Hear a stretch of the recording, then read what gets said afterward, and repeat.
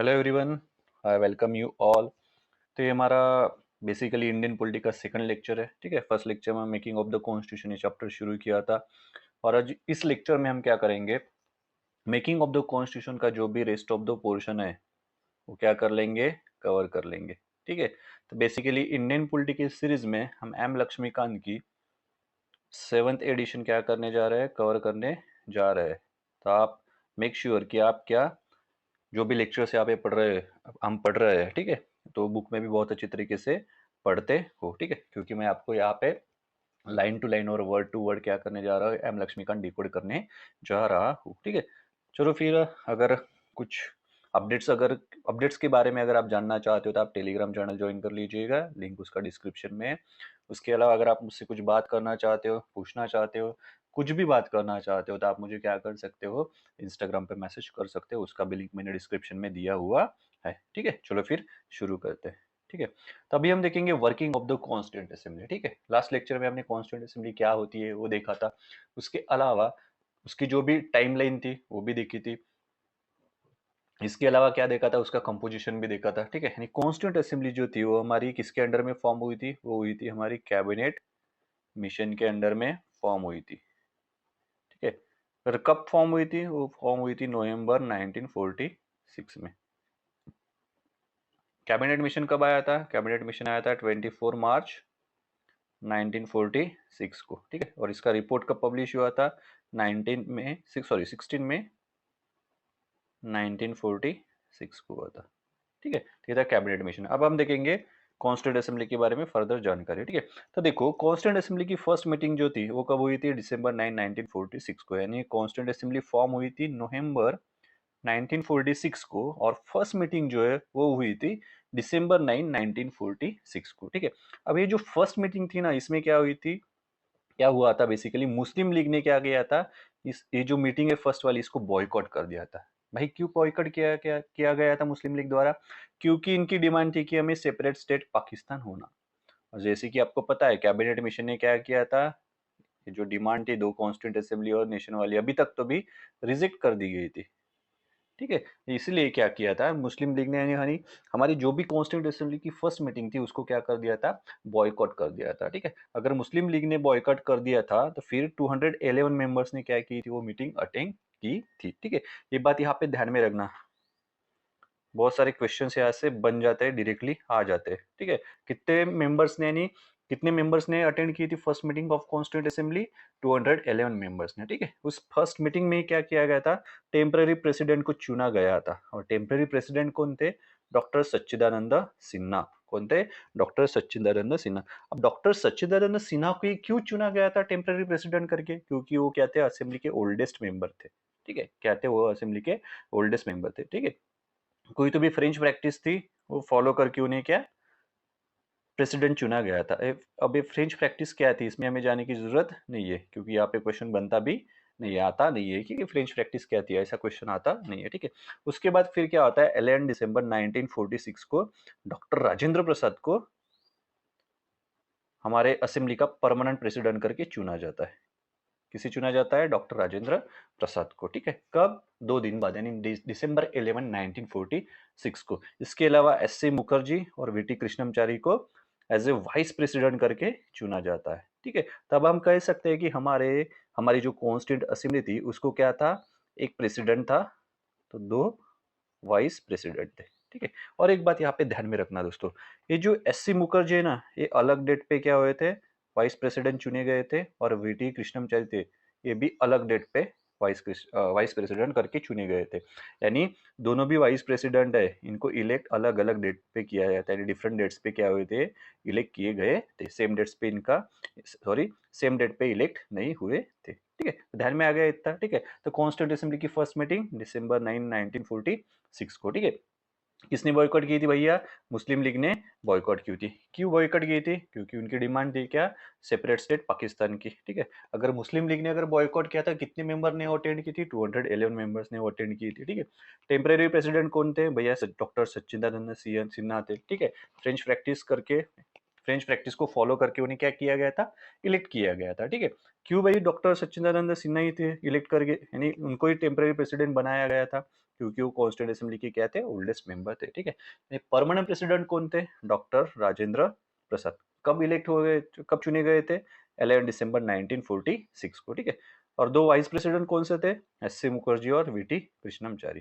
ठीक है, अब देखो अगर एग्जाम में यहाँ पे अगर क्वेश्चन आता है, ठीक है, कि who was the first president of the constituent assembly, तो कौन रहेगा, डॉक्टर सच्चिदानंद सिन्हा रहेंगे या फिर डॉक्टर राजेंद्र प्रसाद रहेंगे। ठीक है, मेरे हिसाब से तो क्या, डॉक्टर सच्चिदानंद सिन्हा ही रहेंगे। अगर एग्जाम में आपको आता है तो आपको भी यही आंसर टिक करना होगा। ठीक है, अब आयोग यानी यूपीएससी का ऑफिशियल आंसर क्या रहता है उस पर वो डिपेंड कर सकता है, लेकिन अगर हम देखें बेसिकली तो डॉक्टर सच्चिदानंद सिन्हा ही क्या थे, हमारे कॉन्स्टिट्यूंट असेंबली के फर्स्ट प्रेसिडेंट थे।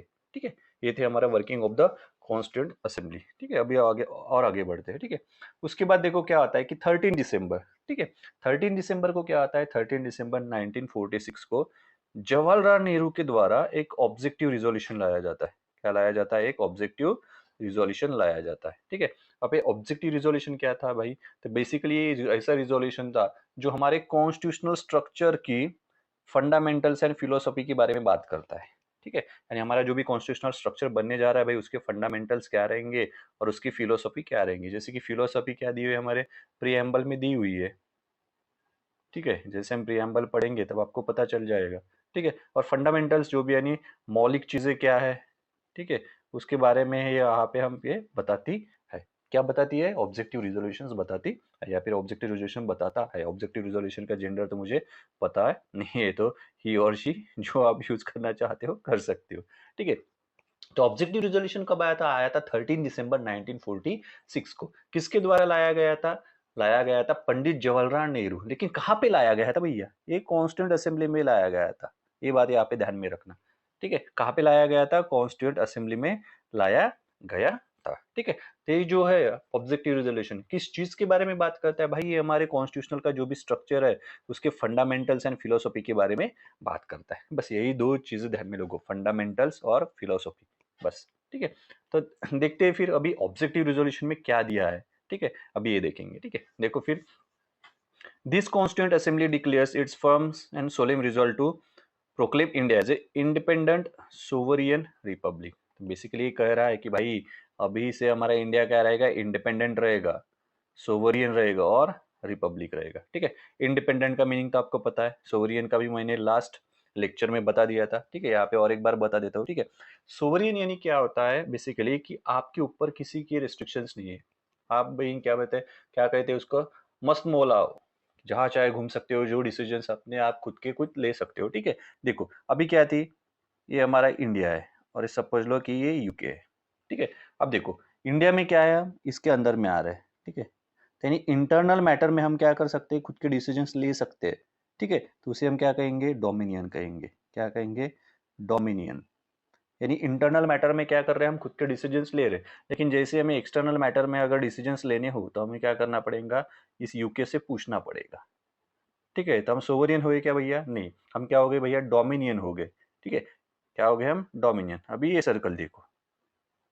ठीक है, तो ये सर्कल क्या है भाई, इंटरनली भी खुद के डिसीजंस ले पा रहा है और एक्सटर्नली भी खुद के डिसीजंस ले पा रहा है। जैसे कि अब हमारा इंडिया है,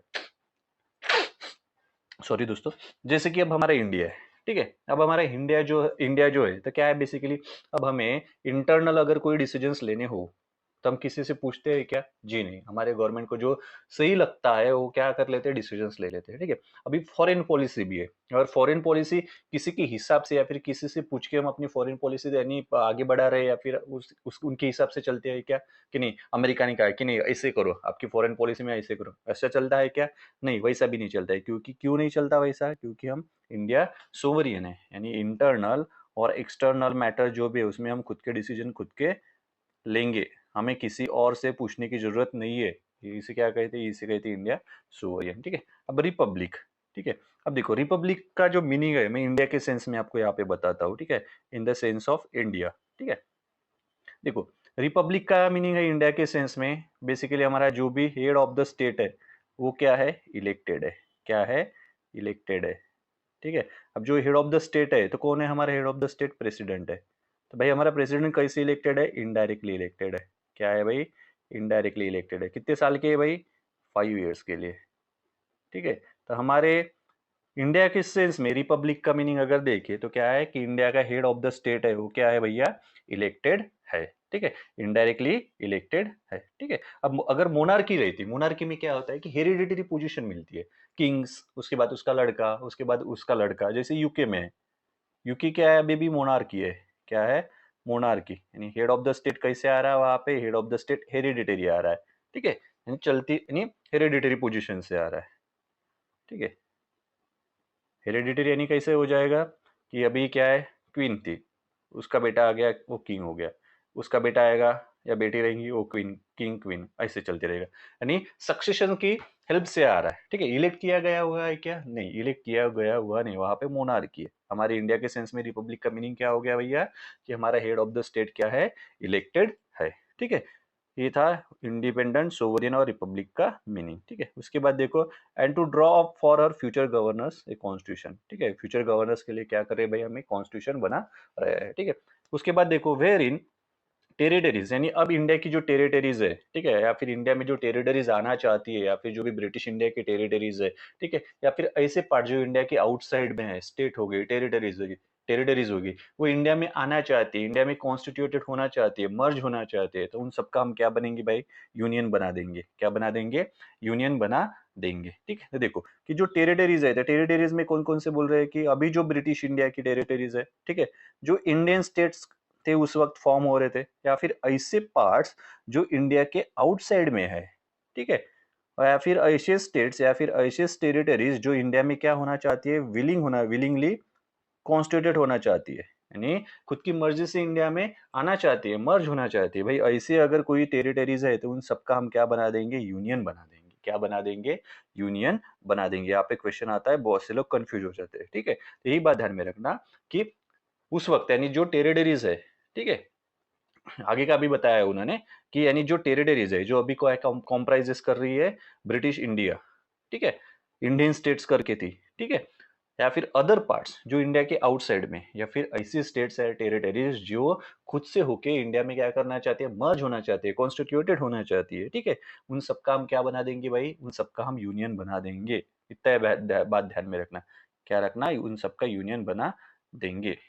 ठीक है, इसलिए इंडिया का क्या कहा जाता है, यूनियन ऑफ स्टेट्स कहा जाता है। फेडरेशन ऑफ स्टेट्स कहा जाता है क्या, नहीं, क्या कहा जाता है, यूनियन ऑफ स्टेट्स। ठीक है, ये आगे चल के बहुत अच्छी तरीके से आपको पता चलेगा। ठीक है, तो ये समझ में आ गया टेरिटरीज वाला पोर्शन। ठीक है, कि जो भी टेरिटरीज रहेंगे भाई उनका क्या बना देंगे हम, यूनियन बना देंगे। क्या बना देंगे, यूनियन बना देंगे। चलो फिर आगे बढ़ते। अब देखो, ये जो टेरिटरीज थी जिनका हम यूनियन बनाना चाह, यानी यूनियन बनाने वाले थे, ठीक है, यहाँ पे दिया हुआ है ना कि क्या बनाएंगे, इनका यूनियन बनाएंगे। अभी ये जो टेरिटरीज है, ठीक है, ये क्या बोल रही है, इनकी जो बाउंड्रीज रहेंगी वो कैसे डिमार्केट की जाएंगी, तो वो बोल रहे हैं कि अभी जो टेरिटरीज है, जो पिछली इसमें अभी देखे, इन सभी टेरिटरीज की प्रेजेंट बाउंड्रीज वैसे की वैसे हम रखेंगे, या फिर कॉन्स्टिट्यूंट असेंबली के हिसाब से क्या कर लेंगे, यानी जो भी कॉन्स्टिट्यूंट असेंबली डिसाइड करेंगे उस हिसाब से क्या कर लेंगे, उसकी उनकी बाउंड्री डिमार्केट कर देंगे। या फिर कॉन्स्टिट्यूशन बनने के बाद कॉन्स्टिट्यूशन के द्वारा जो भी लॉ लाया जाता है उसके हिसाब से हम क्या करेंगे, उनकी बाउंड्रीज डिमार्केट करेंगे। ठीक है, और ये जो बोल रहे हैं कि जो यूनियन, ये जो स्टेट्स रहेगा या फिर ये जो टेरिटरीज रहेगा जिनका यूनियन बना गया है, उनको पजेस एंड रिटेन कर देंगे। क्या कर देंगे, ऑटोनॉमस यूनिट का स्टेटस मिल जाएगा वहां पे उनको। क्या मिल जाएगा, ऑटोनॉमस यूनिट्स का, यानी क्या मिल जाएगा, वो जो यानी खुद का गवर्नेंस है, खुद कर पाएंगे। क्या कर पाएंगे, खुद का गवर्नेंस खुद कर पाएंगे, कुछ डिसीजन है वो खुद के खुद ले पाएंगे। ठीक है, उनका क्या बनेगा भाई, ऑटोनॉमस यूनिट्स बन जाएगा। ठीक है, साथ ही साथ उनको क्या मिल जाएंगे भाई, रेसिड्यूरी पावर्स मिल जाएंगी। ठीक है, उसके अलावा क्या एक्सरसाइज कर पाएंगे वो, ऐसे सभी पावर्स जो गवर्नमेंट के है और जिससे एडमिनिस्ट्रेशन करने के लिए जरूरत होती है।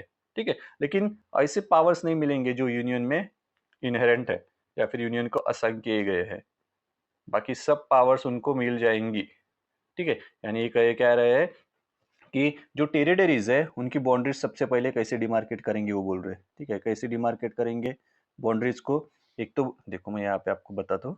ठीक है, बाउंड्रीज को कैसे डिमार्केट करेंगे बोल रहे हैं, एक तो बोल रहे हैं कि भाई उनकी जो प्रेजेंट बाउंड्री है वो हम वैसे की वैसे रह देंगे, या फिर कॉन्स्टेंट असेंबली में जो भी डिसीजंस बाउंड्री के बाउंड्रीज के लिए बाउंड्रीज के अनुसार लिया जाएगा, उस हिसाब से उनकी बाउंड्रीज चेंज होगी, या फिर कॉन्स्टिट्यूशन बनने के बाद जो भी लॉ आता है उस हिसाब से क्या बन जाएगी, उनकी बाउंड्री में चेंजेस हो सकेंगे। ठीक है, अभी ये जो स्टेट है भाई, इनको क्या मिल जाएगा, ऑटोनॉमस यूनिट्स हम डिक्लेयर कर देंगे। ठीक है, अब ऑटोनॉमस यूनिट्स डिक्लेयर करने के बाद उनको कौन कौन सी पावर रहेंगी भाई, एक तो रेसिडुअरी पावर्स मिल जाएंगी।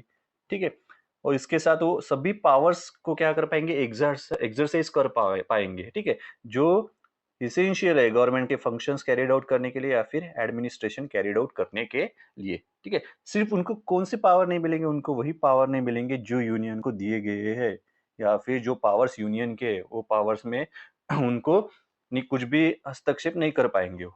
ठीक है, वो पावर्स किसके पास रहेंगे, यूनियन के ही पास रहेंगे। फॉर एग्जाम्पल एक बताता हूँ आपको। ठीक है, अभी यूनियन है अपना, ठीक है, यूनियन यानी सेंटर हो गया। ठीक है, अभी देखो स्टेट की बाउंड्रीज कौन चेंज कर सकता है भाई, सेंटर कर सकता है, स्टेट खुद नहीं कर सकते। खुद कर सकते हैं क्या, नहीं। तो ये पावर किस में वेस्टेड है भैया, यूनियन में। तो ये पावर कहाँ पे रहेंगे, यूनियन को ही रहेंगे, ये स्टेट को नहीं दी जाएगी। ठीक है, एग्जाम्पल के तौर पे मैं आपको बता रहा हूँ। ठीक है, यहाँ तक समझ में आ गया, चलो फिर आगे बढ़ते हैं। ठीक है, उसके बाद देखो where in all power and authority, basically हमारे इंडिया जो है, हमारे इंडिया का है, क्या है अभी, सोवरियन है, इंडिपेंडेंट है। ठीक है, रिपब्लिक है। ठीक है, तो ये बोल रहे हैं कि जो भी पावर या फिर जो फिर अथॉरिटी रहेंगी वो कहाँ से डिराइव की जाएंगी, उसका सोर्स रहेगा पीपल। क्या रहेगा, पीपल। यानी जो भी हमारी पावर या अथॉरिटी है उनका सोर्स का कहाँ से डिराइव की जाएंगी वो पावर, वो डिराइव की जाएंगी पीपल। यानी पीपल क्या रहेंगे, सोर्स रहेगा। पीपल क्या रहेंगे, सोर्स रहेगा। अभी इलेक्शन होते हैं ना, हम क्या करते हैं, इलेक्शन होते हैं तो रिप्रेजेंटेटिव चुनते हैं। ठीक है, तो अल्टीमेट पावर किसके हाथ में है, पीपल के हाथ में ही है। ठीक है, समझ में आ रहा है, क्या है, पीपल के हाथ में। Head of the state people ही चुनते हैं, हमारे रिप्रेजेंटेटिव चुनते हैं हेड ऑफ द स्टेट को। ठीक है, लेकिन ये जो रिप्रेजेंटेटिव होते हैं, ठीक है, इनको कौन चुनता है, इनको पीपल ही चुनते हैं। ठीक है, तो अल्टीमेट पावर या फिर जो भी पावर या फिर अथॉरिटी डिराइव हो रही है, ठीक है, वो जो भी ऑर्गेनाइजेशंस रहेंगे या फिर कॉन्स्टिट्यूंट पार्ट्स है, ठीक है, इंडिया के, कहाँ से डिराइव हो रही है वो भाई, पावर पावर या अथॉरिटी पीपल से क्या हो रही है, डिराइव हो रही है। ठीक है, चलो फिर आगे बढ़ते हैं। उसके साथ ही उन्होंने बताया क्या, wherein shall be guaranteed and secure to, हम सभी पीपल को गारंटी देते हैं या फिर सिक्योर करते हैं, क्या सिक्योर करते हैं भाई, जस्टिस। कौन सा, social, economic and political. Equality भी देंगे हम, किसमें, स्टेटस ऑफ अपॉर्चुनिटी में। ठीक है, बिफोर द लॉ भी क्या रहेंगी, इक्वेलिटी रहेंगी। फ्रीडम भी मिलेगा भाई, किस चीज का, thought expression, belief, faith, worship, vocation, association and action. लेकिन ये सब्जेक्ट रहेगा लॉ एंड पब्लिक मोरालिटी के लिए, लेकिन ये इनका वायलेशन नहीं होना चाहिए, लॉ या पब्लिक मोरालिटी का। ठीक है, अगर आप गाली देते हो, ठीक है, तो ये क्या पब्लिक मोरालिटी के लिए अच्छा है क्या, नहीं है। ठीक है, तो यहाँ पे क्या हो सकती है, फिर आप पे रेस्ट्रिक्शंस लग जा सकते हैं। ठीक है, लॉ वायलेट हुआ तो ऑब्वियस है आपको पनिशमेंट मिल सकती है। ठीक है, तो जस्टिस क्या बोल रहे हैं, जस्टिस मिलेगा सोशल, इकोनॉमिक एंड पॉलिटिकल। ठीक है, अब भैया सोशल जस्टिस यानी क्या होता है, ठीक है, ये तो प्रीएम्बल में अपन बहुत अच्छे तरीके से पढ़ेंगे, यहाँ पे एक थोड़ा थोड़ा आपको इंट्रो दे देता हूँ कि सोशल जस्टिस यानी क्या होता है। तो सोशल जस्टिस क्या है, यानी क्या क्या होता है, तो सोशल जस्टिस यानी होता है कि इक्वल ट्रीटमेंट ऑल सिटीजन्स को, सभी सिटीजन्स को क्या मिलेंगी भाई, इक्वल ट्रीटमेंट मिलेंगी। क्या मिलेंगी, इक्वल ट्रीटमेंट मिलेंगी। ठीक है, यहाँ पे सोशल डिस्क्रिमिनेशन नहीं होगा। क्या नहीं होगा, सोशल डिस्क्रिमिनेशन नहीं होगा। किस बेस पे, रेस, कास्ट, कलर, सेक्स, ठीक है, ऐसे सो ऑन, ठीक है, एक्सेट्रा। या फिर इस बेस पे क्या नहीं होगा, इस बेस पे भाई ये नहीं होगा, क्या बोलते हैं उसको, डिस्क्रिमिनेशन नहीं होगा। ठीक है, ये हो गया सोशल जस्टिस। सोशल जस्टिस यानी क्या, इक्वल ट्रीटमेंट मिलेगी सबको, इक्वल ट्रीटमेंट मिलेगी सबको, उसमें सोशल डिस्क्रिमिनेशन नहीं होगा। किसके बेस पे, रेस, कास्ट, सेक्स और सब बर्थ जो भी दिया है। ठीक है, इकोनॉमिक जस्टिस यानी क्या हो जाएगा, फिर इकोनॉमिक जस्टिस यानी क्या हो जाएगा, तो हम क्या करेंगे कि जो भी इकोनॉमिक फैक्टर्स है इनके बेसिस पे डिस्क्रिमिनेशन नहीं करेंगे। क्या नहीं करेंगे, डिस्क्रिमिनेशन नहीं करेंगे। किसके बेसिस पे, इकोनॉमिक फैक्टर के बेसिस पे। क्या, इकोनॉमिक फैक्टर के बेसिस पे क्या नहीं करेंगे अपन, डिस्क्रिमिनेशन नहीं करेंगे। ठीक है, ये इकोनॉमिक फैक्टर्स वगैरह क्या है आपको प्रीएम्बल में बहुत अच्छी तरीके से समझ में आ जाएगा। ठीक है, पॉलिटिकल, पॉलिटिकल जस्टिस यानी क्या हो जाएगा, तो पॉलिटिकल जस्टिस यानी हो जाएगा जो भी सिटीजन्स है यानी ऑल द सिटीजन्स को क्या रहने चाहिए, इक्वल पॉलिटिकल राइट्स रहने चाहिए। क्या रहने चाहिए? इक्वल पॉलिटिकल राइट्स रहने चाहिए। ठीक है, जो भी पॉलिटिकल ऑफिसेस है उनका इक्वली एसेस रहना चाहिए, उनका इक्वली क्या रहना चाहिए, एसेस रहना चाहिए। ठीक है, इसे कहते हैं पॉलिटिकल जस्टिस। आप पॉलिटिकल राइट्स वगैरह कौन से फर्दर आगे बढ़ेंगे तब बहुत अच्छे तरीके से आने वाला है, आपको बहुत अच्छे तरीके से हम पढ़ लेंगे। ठीक है, उसके साथ ही equality before status of opportunity में मिलेंगे। ठीक है, equality of status of opportunity. ठीक है, फिर गवर्नमेंट जॉब्स रहते हैं तो उनमें सभी को इक्वली क्या मिल जाएंगी, अपॉर्चुनिटी मिल जाएंगी। उसके बाद ही बोल रहे हैं क्या, बिफोर द लॉ, लॉ के सामने भी क्या मिल जाएंगे, सबको इक्वलिटी मिल जाएंगे, यानी इक्वलिटी बिफोर लॉ या इक्वल प्रोटेक्शन ऑफ लॉ भी। ठीक है, फ्रीडम मिल जाएगा भाई, थॉट, आप लिख सकते हो, कुछ भी बोल सकते हो, पढ़ सकते हो। ठीक है, एक्सप्रेशन, ठीक है, बिलीफ, जो भी यानी आपको फॉलो करना है वो फॉलो कर सकते हो, वर्शिप कर सकते हो। ठीक है, वोकेशन, जो चाहे वो क्या कर सकते हो, आप व्यवसाय कर सकते हो, व्यवसाय बिजनेस कर सकते हो। ठीक है, एसोसिएशन फॉर्म कर सकते हो, लेकिन ये सभी लॉ एंड पब्लिक मोरालिटी के सब्जेक्ट में रहेगा। Basically subject to law and public morality and क्या हो जाता है, उस आप जो भी कर रहे हो, आपको ये सब जो भी मिल रहा है, इस वजह से लॉ वॉयलेट नहीं होना चाहिए या फिर पब्लिक मोरालिटी वॉयलेट नहीं होनी चाहिए। पब्लिक मोरालिटी वॉयलेट यानी क्या आता है? ठीक है, जस्ट देखो भाई कि आप बस स्टेशन पे अभी खड़े हो, क्या है, आप बस स्टेशन पे खड़े हो, बहुत भीड़ है। ठीक है, और यहाँ पे आके आप क्या कर रहे हो, गाली गलौज दे रहे हो जोर जोर से। यहाँ पे लेडीज भी है, ठीक है, बच्चे भी है, बूढ़े भी है, यानी सब क्या है, अच्छे लोग हैं यहाँ पे। अब क्या कर रहे हो आप, यहाँ पे आके बहुत गंदी गंदी गालियाँ दे रहे हो। ये पब्लिक मोरालिटी के लिए क्या है, हानिकारक है ना। यहाँ पे बच्चे बूढ़े, ये तो शर्मा ही रही है, इनको तो प्रॉब्लम हो ही रही है, लेकिन ये बच्चे ये भी क्या हो रही है, इन्फ्लुएंस हो रहे हैं गलत तरीके से। ठीक है, कल ये भी बच्चे यहाँ पे खड़े होके क्या कर सकते हैं, गालियाँ दे सकते हैं गंदी गंदी, किसी की परवाह किए बगैर। ठीक है, तो ये क्या होगी, पब्लिक मोरालिटी होगी, ये आपको ध्यान में रखना पड़ेगा। ठीक है, इसलिए बुलाया है उन्होंने लॉ एंड पब्लिक मोरालिटी। मैं आई होप कि आपको ये समझ में आ रहा है। ठीक है, चलो फिर आगे बढ़ते हैं। उसके बाद देखो, where in adequate safeguards, where in adequate safeguards shall be provided for minorities, backward and tribal areas and depressed and other backward classes। क्या बोल रहे हैं कि भाई हम सेफगार्ड्स प्रोवाइड करेंगे किसको, माइनॉरिटीज को, बैकवर्ड एंड ट्राइबल एरियाज को, डिप्रेस एंड बैकवर्ड क्लासेस के रिजर्वेशन जैसे आपको पता है। ठीक है, ट्राइबल एरियाज के में 6 शेड्यूल। ठीक है, जैसे कि आसाम, मेघालय, त्रिपुरा। ठीक है, मिजोरम भी आएगा इसमें। ठीक है, यानी सेफगार्ड्स क्या है भाई, रिजर्वेशन है, ध्यान में रख सकते हो। ठीक है, माइनॉरिटीज के लिए क्या है, सेफगार्ड्स देंगे। देखो अगर माइनॉरिटीज को हमने अगर सेफगार्ड्स नहीं दिए होते तो क्या हो जाता, फिर मोनोपोली बन जाती ना। फ्यू लोग क्या कर रहे होते, बहुत से लोगों को डोमिनेट कर रहे होते, इसलिए उनको सेफगार्ड्स देना जरूरी था। ठीक है, ताकि उनका भी स्तर क्या हो सके, बढ़ सके, उनका भी जीवन का स्तर क्या हो सके, यानी अच्छी स्टैंडर्ड ऑफ लिविंग हो भी, उनको भी, उनकी भी यानी लाइफ जी क्या है, अच्छी स्टैंडर्ड ऑफ लिविंग होनी चाहिए, उनको अपॉर्चुनिटीज मिलनी चाहिए लाइफ में बढ़ने के लिए, आगे बढ़ने के लिए। ठीक है, तो बेसिकली सेफगार्ड्स मिलेंगे किनको भाई, माइनॉरिटीज को, बैकवर्ड एंड ट्राइबल एरियाज को, depress and other backward classes को। तो रिजर्वेशन सबसे बढ़िया है भाई, ये ध्यान में रख लो, कहीं और ये ध्यान में रखने की जरूरत नहीं है। ठीक है, इस सेफगार्ड्स वगैरह ना, जैसे हम आगे बढ़ेंगे और बढ़िया आ जाएगा, सभी ध्यान में आ जाएगा। ठीक है, बहुत सारे यहाँ पे मैं अभी प्रोविजंस बता सकता हूँ, लेकिन वो आपको इतना क्लिक नहीं करेंगे। ठीक है, आगे बढ़ने के बाद ये आता है ना, तो ये हम रिलेट कर लेंगे वहाँ पे। ठीक है, चलो फिर उसके बाद देखो, whereby shall be maintain the integrity of the territory of their public and its sovereign rights. तो बेसिकली क्या बोल रहे हैं कि हम हमारी जो टेरिटरी है उसकी इंटीग्रिटी मेंटेन करेंगे। ठीक है, इंटीग्रिटी यानी एकात्मता। ठीक है, उसके अलावा हम क्या करेंगे, जो भी सिविलाइज नेशन है उसके हिसाब से अपने लैंड सी एंड एयर पे राइट्स मेंटेन करेंगे, सोवरियन राइट्स। ठीक है, जियोग्राफी पढ़ते हो, 22 नॉटिकल माइल्स। ठीक है, हमारा एयर स्पेस कोई वॉयलेट नहीं कर सकता। ठीक है, हमारे लैंड को कोई क्या नहीं कर सकता, कॉन्कर नहीं कर सकता, छीन नहीं सकता भाई अभी। ठीक है ना, तो ये वैसे ही बोल रहे हैं कि क्या भाई, हम क्या करेंगे, मेंटेन करेंगे अपनी इंटरनल यानी इंटीग्रिटी ऑफ द टेरिटरी। उसके अलावा हम सोवरियन राइट्स भी क्या करेंगे, जो भी सिविलाइज नेशन के लॉ है उसके अनुसार लैंड सी एंड एयर पे हम क्या करेंगे, वो राइट भी मेंटेन करेंगे। ठीक है, जैसे यूएन के लॉ होंगे। ठीक है, UN UN C L O S clause, C से रिलेटेड है। ठीक है, आप करंट अफेयर्स में अभी पढ़ोगे आगे, ठीक है, आता है तो मैं भी बता दूंगा आपको, रिलेट करके कनेक्ट कर दूंगा, ठीक है।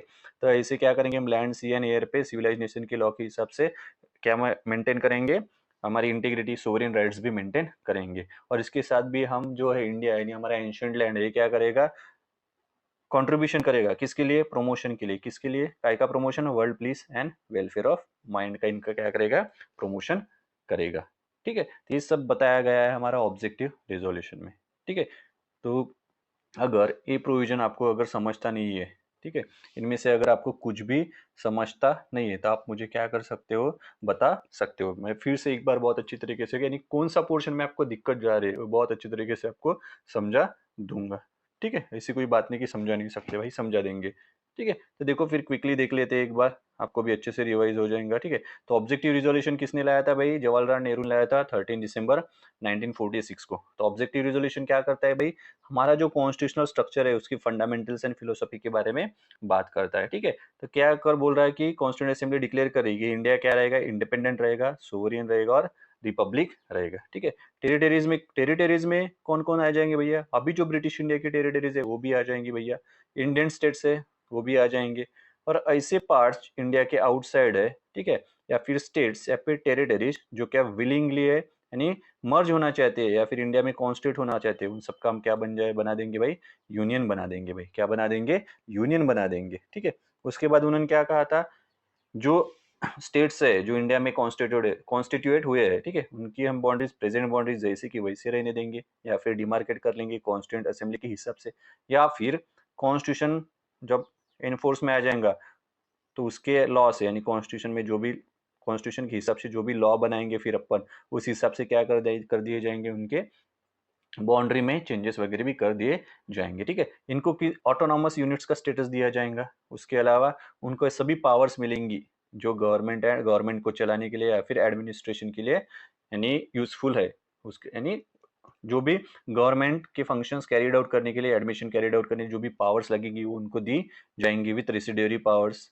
ठीक है, इसके अलावा उनको सिर्फ ऐसी पावर नहीं मिलेंगे जो यूनियन को दी गई है या फिर जो यूनियन के पास ही रहनी चाहिए, यूनियन के इनहेरेंट है, वैसी पावर उनको नहीं मिलेगी। ठीक है, पावर और अथॉरिटी कहाँ से डिराइव होगी भाई, हमारी पीपल से डिराइव होगी। ठीक है, उसके बाद बोला था उन्होंने जस्टिस।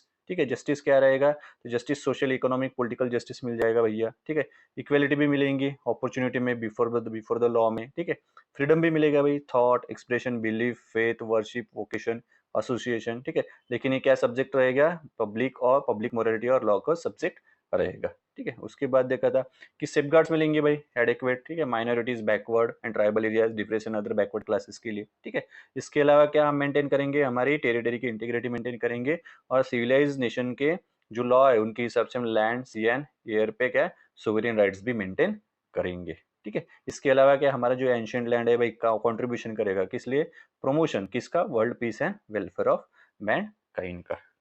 ठीक है, तो भैया ये था हमारा ऑब्जेक्टिव रिजोल्यूशन, क्या था ये हमारा ऑब्जेक्टिव रिजोल्यूशन। ठीक है, चलो फिर देखो, फिर ऑब्जेक्टिव रिजोल्यूशन कब लाया था, 13 दिसंबर 1946 को।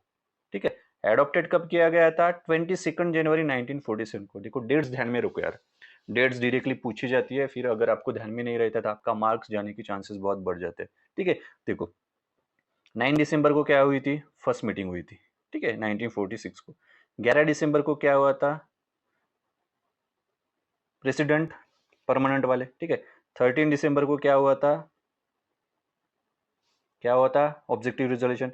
फिर 22 जनवरी 1947 को क्या हुआ था, ये जो ऑब्जेक्टिव रिजोल्यूशन है ये एडॉप्ट किया गया था। ठीक है, यहाँ पे कीवर्ड पे ध्यान देना, कौन सा है देखो, यूनानिमसली। बहुत से लोग ये कीवर्ड भूल जाते हैं और एग्जाम में आ जाता है कि यूनानिमसली ऑब्जेक्ट किया गया था, यानी क्या, सभी का इस पे यानी सहमति बन गई थी। क्या बन गई थी, सभी की इस पे सहमति बन गई थी, यूनानिमसली एडॉप्टेड किया गया था। कब एडॉप्ट किया गया था भाई, 22 जनवरी 1947 को। ठीक है, अभी जो हमारा प्रीएम्बल है हम आगे पढ़ेंगे। ठीक है, यही प्रीएम्बल जो है यही मॉडिफाइड वर्जन है ऑब्जेक्टिव रिजोल्यूशन का, यानी हमारा प्रीएम्बल है क्या किस पे बेस है, तो ऑब्जेक्टिव रिजोल्यूशन पे क्या है वो बेस है। ये भी आप ध्यान में रख सकते हो, रखना ही पड़ेगा भाई। ठीक है, प्रियम्बल क्या है, मॉडिफाइड वर्जन है किसका, ऑब्जेक्टिव रिजोल्यूशन का, या फिर प्रियम्बल किस पे बेस्ड है, preamble is based on the objective resolution. ठीक है, तो ये था भैया हमारा ऑब्जेक्टिव रिजोल्यूशन, यार थोड़ी बहुत इंफॉर्मेशन। ठीक है, इस लेक्चर को यहीं पे समाप्त कर देते हैं, लेक्चर बड़ा हो रहा है। ठीक है, मैं चाहता हूँ कि लेक्चर की लेंथ स्टार्टिंग में तो भी थोड़ी छोटी छोटी हो, ताकि आपको थोड़ा इंटरेस्ट बिल्टअप हो सके। ठीक है, एक बार थोड़ा इंटरेस्ट बिल्टअप होने के बाद अपन क्या कर लेंगे, बहुत अच्छे से लेक्चर्स की लेंथ भी बढ़ा लेंगे। ठीक है, और एक बात ध्यान में रखो यार, ऐसे मत सोचा करो कि यार लेक्चर्स 1 घंटे का है। नहीं भाई, पढ़ना है ना, सिविल सर्वेंट अगर बनना है तो 1 घंटे का 2 घंटे का भी लेक्चर आपको देखना पड़ेगा। Anyway, choice is yours. ठीक है, चलो फिर जल्दी मिलते हैं, और रेस्ट ऑफ द पोर्शन अगले लेक्चर में कवर करके हम चैप्टर खत्म कर देंगे। ठीक है, चलो फिर, see you soon, have a good time.